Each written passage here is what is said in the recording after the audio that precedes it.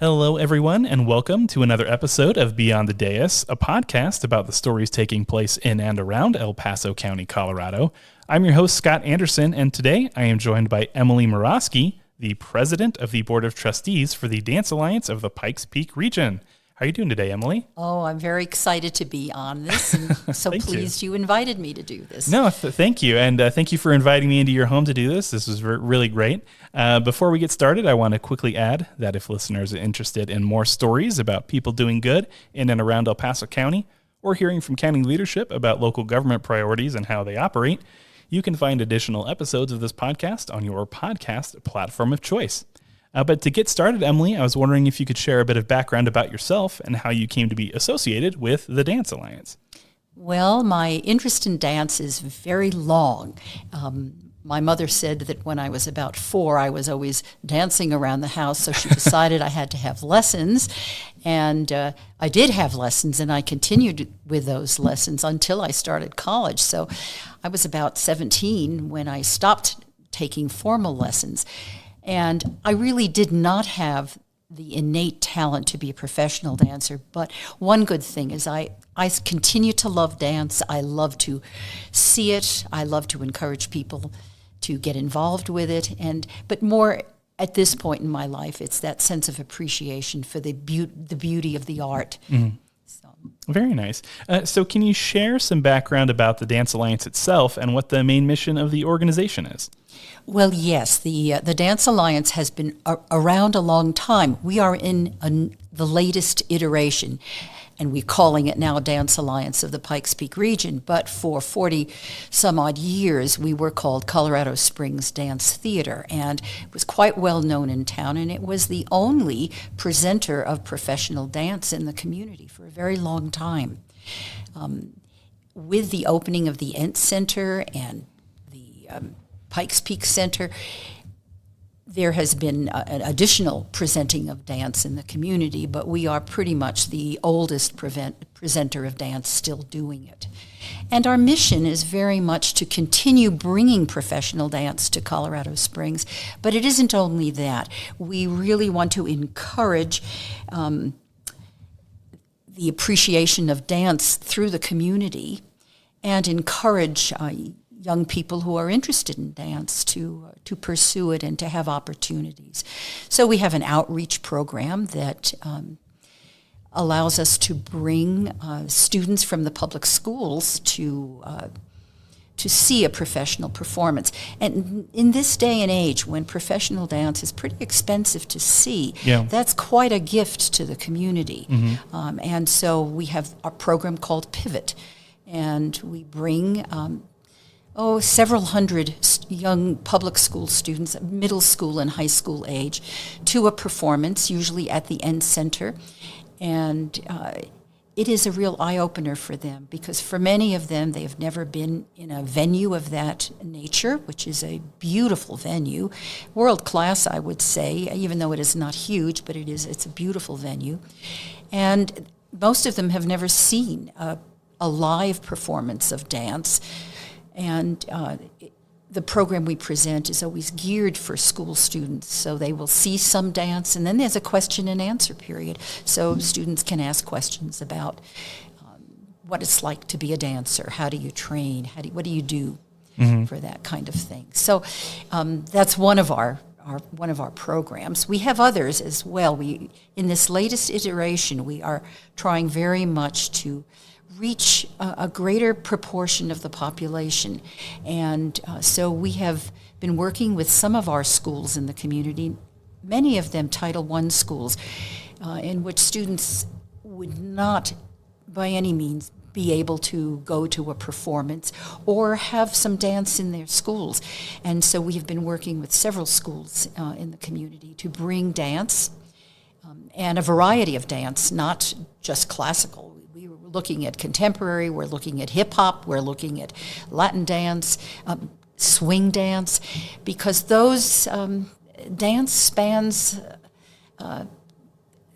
quite a spectrum. And it is wonderful to be able to show children that, gee, I like that, but I don't like that. It's great for them to see that and to see if that maybe they have an interest. Yeah. And we call our program that brings kids to a professional performance Pivot, which is a dance term.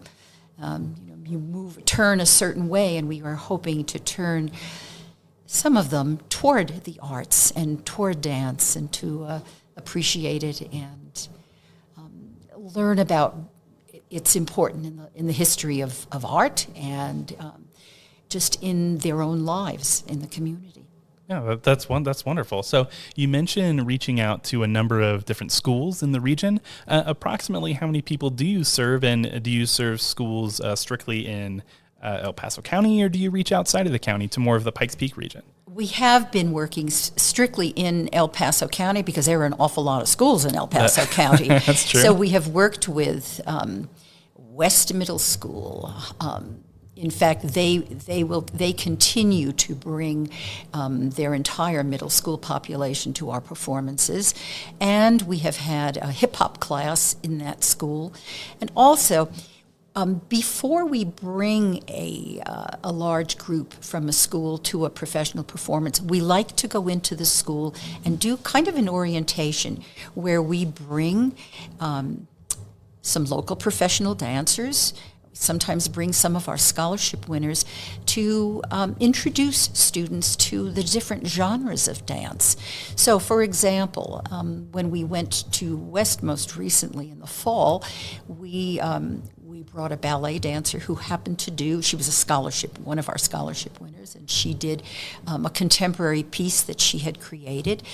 And then we had a professional ballroom dancer come in and bring several of her dancers, and they did a really lovely piece on swing, the history of swing. And they showed how it started with the Charleston and other dances at earlier periods, and that landed up eventually becoming swing dance. It was delightful. And then we had a hip-hop dancers come in. And so dance takes many forms. We respect it all. We love it all. And we want youngsters to understand that there may be a way for them to get involved in dance if they so choose. Very good. So after submitting your grant request to El Paso County, the Dance Alliance was awarded $10,000 of ARPA funding. Can you talk about what that money has gone to fund? Yes. We have had a series of classes. Actually, the first two we have done in District 2, Harrison School District, and it was part of their summer program. And we were able to offer hip-hop workshops. They were a week long, and several hours each time, and we had good response. I would say upwards of about 40 kids, 40 to 50 in the two programs, and they learned a new dance form. And in the summer, it's got to be pretty relaxed, and it was fun. And over the week's time, they learned different steps and a routine, and then they presented it to their families on the last day. And that money was used well because there was an instructor, and she had 3 assistants to make sure there was good supervision and that kids had a chance to express themselves in their dance. And it was very well received. So we did that. Then in this fall, we were over at Swigert Middle School, which is here in Colorado Springs, part of District 11, and we had a ballroom dancer who went in and did really kind of a historical view of dance, especially of popular dance today. And then she gave dance lessons, and she did several classes over a week's period. And so that was another example of how we've used that funding. The funding really, in many ways, was to help with tuition abatement. And we had to look at it in a way that we knew these families would not ever have a chance to take their kids to a dance, a formal dance lesson. So this, in a sense, brought the dance to them. And we subsidized the cost. And we think it was a wonderful way to do it for kids. Absolutely. Oh, that sounds excellent. So You mentioned going to a number of different schools, and I think that's incredible, but how has working with other organizations in the area really benefited the programs that you guys work on here at the Dance Alliance? It's mixed in that I always say working with other institutions and other organizations always has its benefits for everyone. And sometimes more than at other times, but it just depends. And in recent years, we've worked with schools, but we've also worked with institutions. The End Center and the Independent Center downtown worked with us several years back to bring Axis, which was a dance company that has in its company several who use a wheelchair. And it sounds like, oh, how could they do that? But when you see them dance, would be amazed.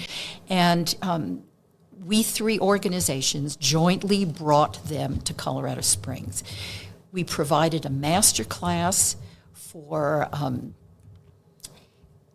dancers in the community, very well received. We brought in students from around the community, and we brought in even adults to come in and see them at a morning performance, part of our Pivot program. It's extremely well received.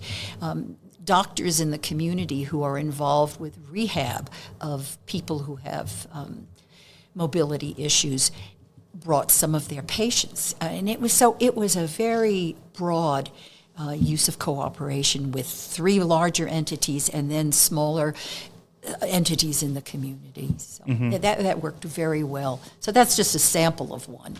Sure, yeah. So what I'm really starting to pick up is how many opportunities you have to touch the lives of young people, to be able to go into schools and to be able to affect their lives, whether it's just bringing them new knowledge of an art form, or whether it's actually helping them move into an area of interest or even possibly a career opportunity. So I was wondering then if there have been any personal stories based on the experiences that you've had that you could share with us to kind of demonstrate how the organization works.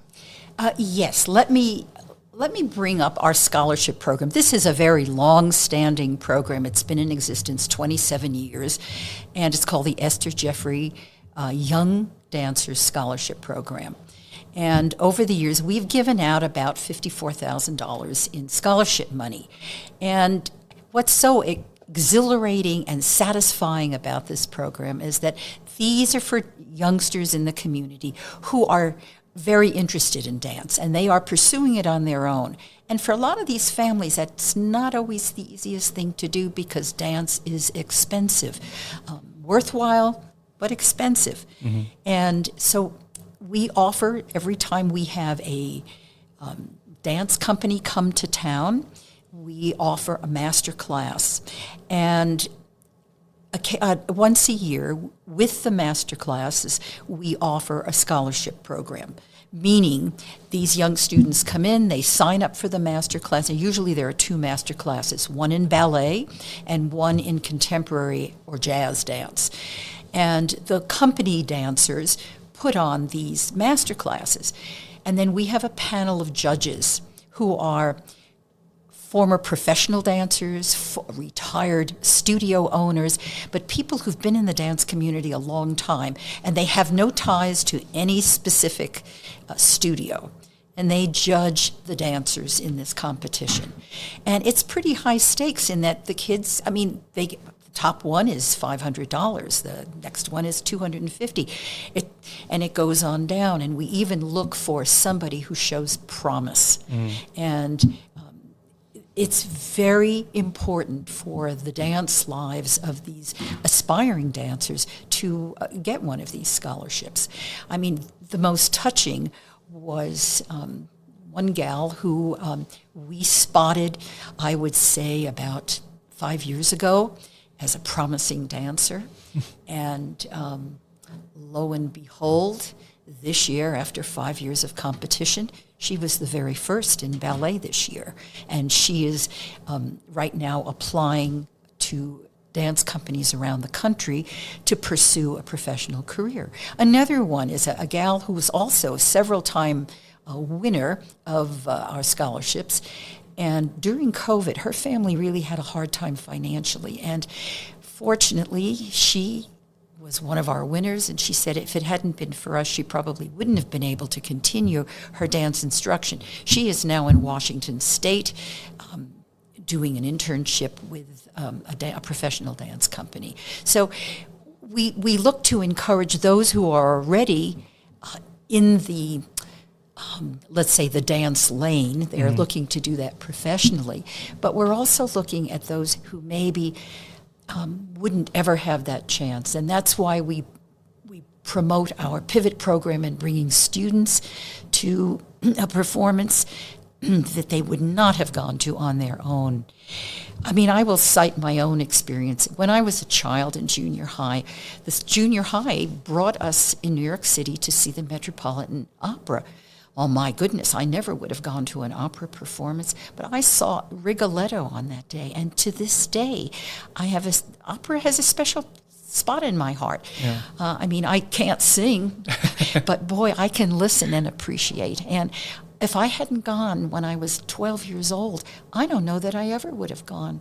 So I look at that and I think about the children here in our community, and I feel so strongly that we have an opportunity to give them exposure, and I hope that there will be someone in that audience who in 20 years is going to be a highly professional dancer, someone a critic of the arts, who appreciates dance in the world. Yeah, and as someone, like you said, who has that background in dance yourself, what does it do for you to, at this point in your life, to be in the position you are where you are able to help kids like you were when you were a young kid, and then even see in some of these instances that you talked about, see them go on to success in that field? What does that do for you? Oh, it's a great sense of satisfaction. I was a school teacher for a long time, and one of my goals was always to see that I could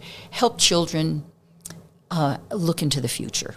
I think that is a very important thing. Some families are able to do it well, but schools and teachers are able to really build on that and help kids, either an attitude toward learning or an attitude toward seeing themselves in a good light or in another picture. How would I be when I grow up? And I think very strongly about that, and in the work that the Dance Alliance does, that we help children have a dream. And I think I know it may sound pie in the sky, but for some people, a dream is important. Yeah. And if you don't have any dreams, you wonder whether your life will be as exciting as it could be. So for me, it gives me great satisfaction to know that the organization is helping young people have dreams about their future and perhaps in the arts. Yeah. And I think one of the things that kind of gets maybe lost a little bit when you're talking about organizations that are helping their community. A lot of people focus on, the larger organizations that help large populations of people. And of course, that's incredible work and great and extremely useful for the community. But when I look at an organization like the Dance Alliance, and, I had a chance to speak with Scott Marble over at the Colorado Springs Conservatory, these aren't organizations that are necessarily feeding the hungry or clothing those that need it, but they are feeding something else that I think a lot of people need, and that is that desire to be connected to something like the arts. And while, again, you're not affecting, tens of thousands of people, maybe it's seemingly a handful in some cases, when you're able to create and help foster a dream for a child and for those who are looking for it, I mean, I don't think it can be understated how important it is for someone to have a dream and to chase it. Oh, well, I agree wholeheartedly there. And one thing is that dance, as part of the art realm, also is a measure of our culture. And if we as citizens don't have a buy-in into culture, it doesn't say much for our for our society. And I think to myself, anything we can do to enrich the lives of our citizens is important. I'm not saying everybody should be a dancer, for heaven's sakes. Right. I'm the perfect example. But I won't miss a dance performance if there's one around. I'll go to Denver to see something that I really like, because it is part of us. Our culture is not just sitting on the computer or being attached to your phone. It's also letting go sometimes and lifting your spirits. And by seeing the arts, participating in the arts, it does lift our spirits. And 100 years from now, I don't know if anybody's going to worry about the iPhone. I mean, I use it all the time. I don't want to denigrate the iPhone. But in fact, it's that cultural piece that lifts our spirits. And 100 years from now, I think people will say, he was a great dancer, or she just was the best hip-hop dancer I've ever seen. I mean, it all adds to our cultural picture of our lives. And to me, that's the other really important piece. Yeah. Well, I mean, and it can be said, dance has been around a lot longer than the iPhone has. So it has withstood the test of time. Just saying. You're right. So are there any other programs that the organization offers that you feel would be important for listeners to know about that maybe we haven't talked about yet? Well, we haven't talked much really about our presenting piece, which is the very first piece of our mission. And we bring a professional company. We try to bring twice a year to bring a professional company, sometimes smaller, sometimes larger. But we feel as if that is a very big piece of what we do. And then the extending pieces of bringing the company is that we then bring the students to see. We then offer the master classes, but it's based upon our presenting piece. And anything we do is sort of based on that. Even the scholarships are awarded when we can have our company that we're presenting do a master class for us. It's always part of the commitment that when they come to town, that's what they will do. And we have, in fact, a wonderful company coming on March 1st to the Ent Center. And I'm hoping that many of you who listen to this podcast will consider coming. It's Dance Aspen. And this is a very interesting story. It started out some years ago that many of these dancers were performing with the Aspen Santa Fe Ballet Company. Well, during COVID, that company closed. But those dancers were not going to be stopped. They formed their own smaller company called Dance Aspen, and they are now housed in Aspen and supported pretty well by that community. They are a contemporary company, beautifully trained dancers. Really, when they come, you will see some of the finest dancing west of the Mississippi. They are very good. So they will be here on March 1st, and during the morning, they will present for students from our schools, and in the evening at 7 o'clock, we invite you to come and join us for those performances. And you can get tickets. You can check on our website online, which is dappr.org, and you can order tickets, and you'll learn more about us at the website. Very good. For those that may want to get involved with Dance Alliance, whether it's a student who is interested in, wants to get interested in dance, or maybe it's someone who has a history in dance and wants to volunteer because they love the mission of the organization, how can any of those parties go about doing that? Well, we welcome volunteers, and because we use our volunteers in a variety of ways. When we have a function, we sometimes need extra help. When we have, for example, when we had the scholarship competition, we had 4 or 5 volunteers helping us because we had 50 youngsters competing, and it was pretty wild. And they did everything to putting down marley on the floor, which is the special surface you have to put down for dancers to perform on if they're wearing dance shoes. And so we had that done. They brought in the ballet bars, the portable ballet bars that one of our members stores in his garage. when we have any event, we always welcome volunteers. If you are interested, I would say call me. My phone number is 719-205-1313, and I will find work for you. Don't worry. There's always something that needs to be done. Always right? something that needs to be done. That's excellent. And then before we close out here, I just want to give you the opportunity to add anything else that you think would be important for listeners to know about. Yes. One thing is we are really a long-standing organization in this community, and we have a board of trustees. And if any of you are interested in that kind of board service, we would welcome it, because we are board run. We do not have an executive director at this point. We have had executive directors over the years, but for us to continue pouring money into the dance community and into bringing dance to our community, we can't afford to have a full-time executive director. The previous one we had brought some wonderful ideas, and he is the one who brought us Pivot, and I will thank him forever for that, because it's an excellent program. And he brought us into the 21st century in terms of a new name with more outreach, and I am very thankful for that. But as I said, we are looking for volunteers, even looking for members of the board who might have a stake in the arts in this community and want to make a bigger impact. We would welcome you. So don't hesitate to give me a call. I'd appreciate that. Wonderful. Well, thank you, Emily. I appreciate you taking the time today and for all the work that you do here at the Dance Alliance here in El Paso County. So thank you for taking the time. Oh, thank you for having me. If you're interested in listening to additional episodes of Beyond the Dais, be sure to look for us on Podbean or wherever you get your podcasts. Thanks for listening, and we'll see you next time.